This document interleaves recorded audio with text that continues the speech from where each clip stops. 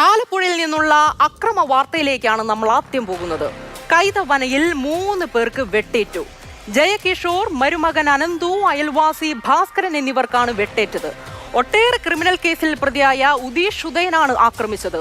പിടികൂടാനെത്തിയ പോലീസുകാർക്ക് നേരെ ഇയാൾ വടിവാൾ വീശി രക്ഷപ്പെടുകയായിരുന്നു. രഘുനാഥ് നാരായണൻ ചേരുന്നുണ്ട് കൂടുതൽ വിവരങ്ങളുമായി. രഘു, എപ്പോഴായിരുന്നു ഈ അക്രമം നടന്നത്?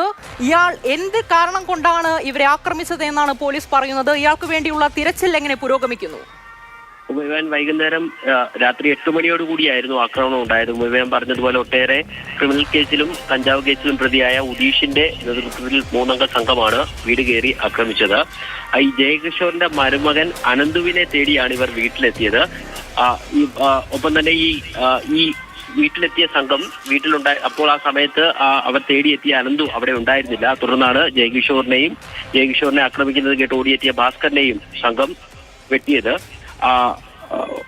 ഈ ആക്രമണത്തിന് ശേഷം മടങ്ങിപ്പോയ സംഘം വഴിയിൽ വെച്ച് ഈ അനന്തുവിനെ കാണുകയും അനന്തുവിനെയും അവിടെ വെച്ച് വെട്ടുകയും ചെയ്തു. ഇതിനുശേഷം വീണ്ടും വീട്ടിൽ തിരിച്ചെത്തി വീട് ആക്രമിക്കുകയും വീടിന്റെ മുന്നിൽ പാർക്ക് ചെയ്യുകയായിരുന്ന വാഹനം കത്തിക്കുകയും ചെയ്തു. ആലപ്പുഴ സൗത്ത് പോലീസ് എത്തിയാണ് ഈ വെട്ടേറ്റ 3 പേരെയും ആശുപത്രിയിലേക്ക് മാറ്റിയത്.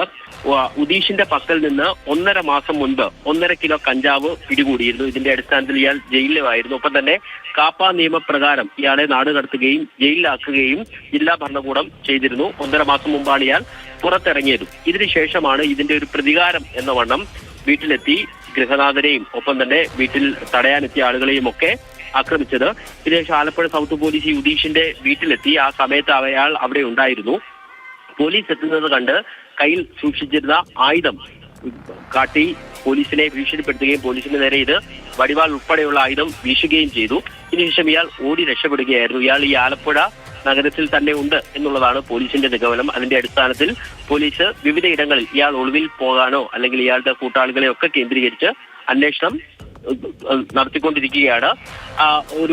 ഇന്ന് വൈകുന്നേരമോ അല്ലെങ്കിൽ ഇന്ന് അർദ്ധരാത്രിയോ അല്ലെങ്കിൽ നാളെ രാവിലെയോടുകൂടി ഉദീഷ് പിടിയിലാകും എന്നുള്ളതാണ് പോലീസുകാരെ അറിയിക്കുന്നത്. രഘു, ഈ പോലീസ് എത്തിയപ്പോൾ വടിവാൾ വീശിയാണ് ഈ അക്രമി രക്ഷപ്പെട്ടത്. മാത്രമല്ല, ഇയാൾക്കെതിരെ നിരവധി ക്രിമിനൽ കേസുകളുമുണ്ട്. അപ്പോൾ നേരത്തെ രഘു സൂചിപ്പിച്ച പോലെ തന്നെ ഇയാളുടെ സുഹൃത്തുക്കളെ കേന്ദ്രീകരിച്ചുള്ള അന്വേഷണം നടക്കുന്നുണ്ട്. ഈ സംഭവം നടന്ന് ഇത്ര മണിക്കൂറുകൾ പിന്നിടുമ്പോൾ പോലീസിന് എന്തെങ്കിലും സൂചന ഈ പ്രതിയെക്കുറിച്ച് ലഭിച്ചതായി വിവരമുണ്ടോ? ഈ പ്രതി അധികം ദൂരം, അതായത് ആലപ്പുഴ നഗരം വിട്ട് പുറത്തേക്ക് പോകാനുള്ള സാധ്യതയില്ല എന്നുള്ളതാണ് പോലീസ് പറയുന്നത്. കാരണം പോലീസിനെ വടിവാള് വെച്ച് ആക്രമിച്ച അല്ലെങ്കിൽ ഭീഷണിപ്പെടുത്തിയ ഒരു കേസായതുകൊണ്ട് തന്നെ അപ്പോൾ തന്നെ പോലീസ് വയർലെസ്സിലൂടെ എല്ലാ സ്റ്റേഷനുകളിലും ആലപ്പുഴ ജില്ലയിലുള്ള മുഴുവൻ സ്റ്റേഷനുകളിലും അലർട്ട് നൽകിയിട്ടുണ്ട്. വാഹന പരിശോധന ഉൾപ്പെടെയുള്ളത് നടത്തുന്നുണ്ട്. അതുകൊണ്ട് അധിക ദൂരം ഈ ക്രിമിനൽ സംഘം പോയിട്ടില്ല എന്നുള്ളതാണ് പോലീസിന്റെ നിഗമനം. അതാണ് ഞാൻ ആദ്യം തന്നെ പറഞ്ഞത്.